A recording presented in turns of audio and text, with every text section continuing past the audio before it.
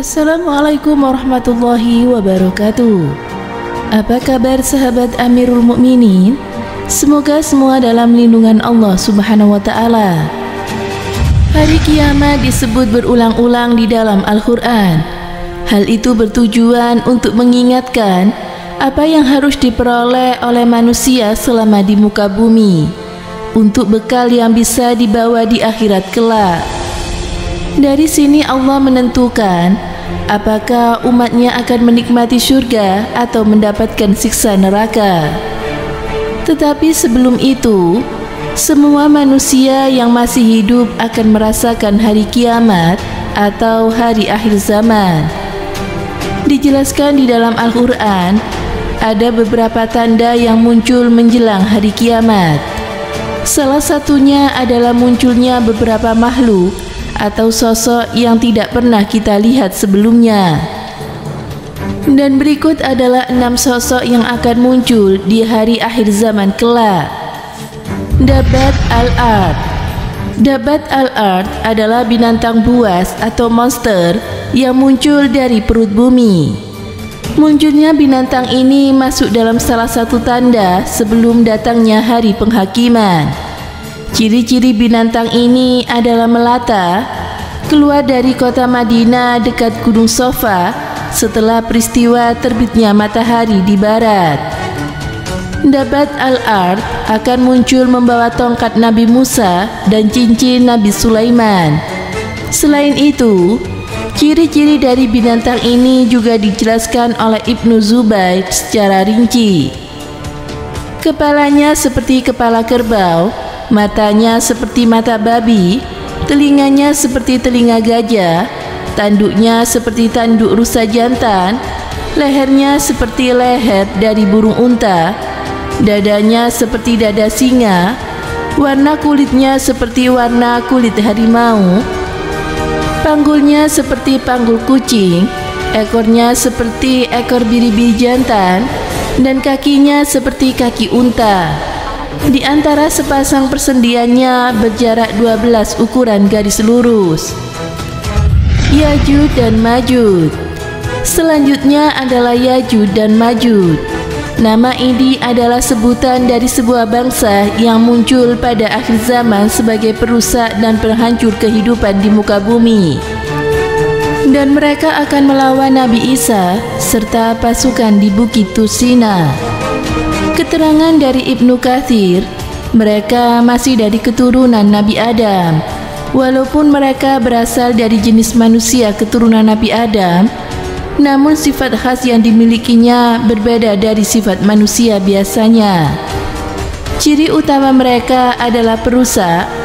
Jumlahnya juga sangat banyak, sehingga ketika mereka turun dari gunung seakan-akan air bah yang mengalir. Mereka tidak pandai berbicara dan tidak fasih. Bermata sipit, berhidung kecil, lebar mukanya, merah warna kulitnya seakan-akan wajahnya seperti perisai. Dalam Al-Quran disebutkan bahwa mereka diisolasi di antara 2 gunung oleh pasukan Zulkarnain beserta kaum yang terpencil dan meminta bantuan kepada mereka. Mereka meminta Zulkarnain untuk membuat dinding pembatas agar kedua suku tersebut tidak keluar dan membuat kekacauan kembali. Namun pada akhirnya mereka akan berhasil keluar dari dinding pembatas itu. Imam Mahdi. Imam Mahdi atau Muhammad Al-Mahdi adalah seorang muslim muda yang dipilih oleh Allah untuk menghancurkan semua kezaliman dan menegakkan keadilan di muka bumi sebelum datangnya hari kiamat. Sebenarnya, nama Imam Mahdi adalah Muhammad, sama seperti nama Nabi Muhammad SAW. Dan nama ayahnya juga sama dengan nama ayah Nabi Muhammad. Hal ini tertulis di dalam hadis riwayat At-Tirmizi dari Abdullah bin Mas'ud yang mengatakan bahwa Rasulullah SAW bersabda, "Tidak kiamat dunia ini sampai seorang laki-laki dari ahli baitku menguasai bangsa Arab. Namanya sesuai dengan namaku. Dan hadis lain juga menyebutkan bahwa Imam Mahdi akan muncul ketika kerusakan di muka bumi ini terjadi. Rasulullah SAW bersabda, "Aku kabarkan berita gembira mengenai Al-Mahdi yang diutus Allah di tengah umatku ketika banyak terjadi perselisihan antara manusia dan gempa-gempa. Ia akan penuhi bumi dengan keadilan dan kejujuran sebagaimana sebelumnya dipenuhi dengan kesewenang-wenangan dan kezaliman." Hadis riwayat Ahmad. Kemunculan Imam Mahdi juga membawa kaum muslimin memerangi kezaliman, hingga kemenangan demi kemenangan diraih oleh Imam Mahdi dan pasukannya. Hal ini membuat Dajjal murka lalu keluar ke muka bumi dan berusaha membunuh Imam Mahdi berserta pengikutnya. Dajjal adalah sosok kafir yang jahat dalam eskatologi Islam. Ia akan muncul menjelang kiamat. Dajjal pembawa fitnah di akhir zaman. Menurut Al-Haris, Nabi SAW bersabda, "Tidak ada perkara yang lebih besar antara penciptaan Nabi Adam sampai hari kiamat melebihi fitnah Dajjal." Hadis riwayat Muslim. Jika Dajjal telah tiba, maka kalau bisa berlindunglah di kota Mekah atau Madinah. Sebab Dajjal tidak pernah bisa masuk ke kota tersebut. Kota tersebut dijaga oleh para malaikat. Rasulullah SAW juga mengingatkan kepada pengikutnya untuk memanjatkan doa sebagai berikut: "Ya Allah, aku berlindung denganmu dari bencana Dajjal." Azazil. Ada beberapa pendapat mengenai Azazil. Pendapat satu mengatakan bahwa Azazil adalah nama asli dari iblis yang merupakan bapak dari bangsa jin. Sedangkan pendapat lain menyebutkan bahwa nama asli iblis adalah Al-Haris. Menurut syariat Islam, Azazil adalah pemimpin kelompok setan dari kalangan jin dan manusia. Bahkan dalam agama Islam, diyakini bahwa sebelum diciptakannya Nabi Adam, Azazil pernah menjadi imam para malaikat atau Sayyid al-Malaikat dan Kazin al-Zana atau bendaharawan surga. Sebelum dilaknat oleh Allah Subhanahu wa taala, Azazil memiliki wajah yang rupawan dan cemerlang. Ia mempunyai 4 sayap, banyak ilmu, bahkan merupakan sosok terbanyak dalam hal beribadah, serta menjadi kebanggaan para malaikat. Ia juga pemimpin para malaikat Karubiyun. Setelah ia enggan untuk bersujud kepada Nabi Adam, Allah mengubah mukanya pada asalnya. Muka yang sangat indah dan cemerlang diubah oleh Allah menjadi bentuk seperti babi hutan. Allah merubah kepalanya seperti kepala unta. Kemudian dadanya seperti daging yang menonjol di atas punggung. Wajahnya di antara 2 dada dan kepala itu seperti wajah kera. Selain itu, kedua matanya terbelah pada sepanjang permukaan wajahnya. Lubang hidungnya terbuka seperti cereng tukang bekam.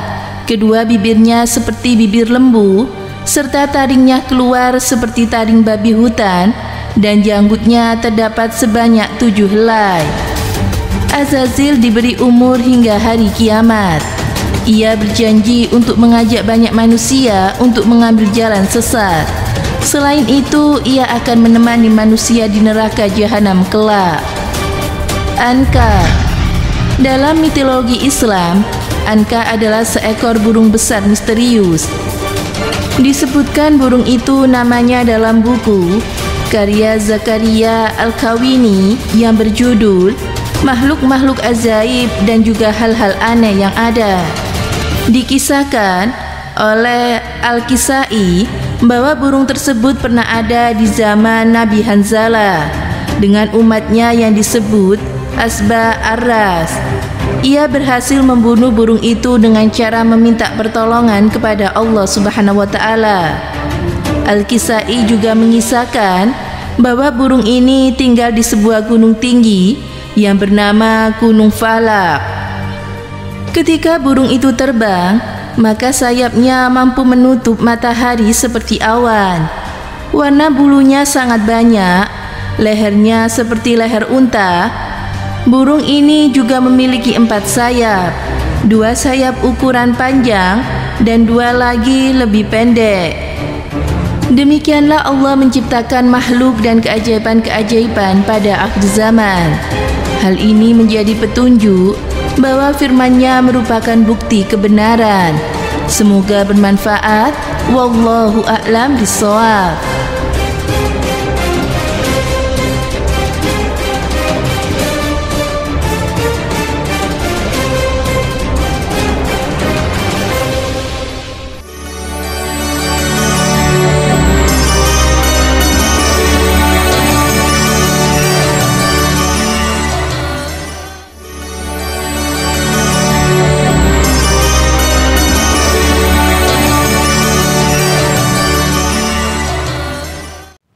Assalamualaikum warahmatullahi wabarakatuh. Pemirsa Amirul Mukminin yang dirahmati oleh Allah Subhanahu wa taala, pengetahuan tentang hari kiamat adalah perkara yang gaib, yang hanya diketahui oleh Allah Subhanahu wa taala saja. Bahkan malaikat, nabi, rasul ataupun siapapun tidak ada yang tahu kapan datangnya hari kiamat. Namun Allah memberikan tanda-tanda besar akan datangnya hari kiamat. Dan berikut adalah tanda-tanda datangnya hari kiamat. Yang pertama adalah munculnya Imam Mahdi, lalu munculnya Dajjal, Nabi Isa memimpin dunia, munculnya Yajud Majud, lalu matahari terbit dari barat, munculnya Dabbah atau sejenis binatang melata, dan kabut dan angan-angan yang berhembus, lalu munculnya api dari Yaman, terjadinya gempa di mana-mana dan kehancuran Ka'bah. Itulah 10 tanda-tanda akan datangnya hari kiamat. Apabila tanda-tanda tersebut sudah nampak, maka itu artinya kiamat sudah semakin dekat. Semoga kita selalu berada dalam lindungan Allah dan selalu berada di jalan Allah. Amin. Semoga bermanfaat. Wassalamualaikum warahmatullahi wabarakatuh.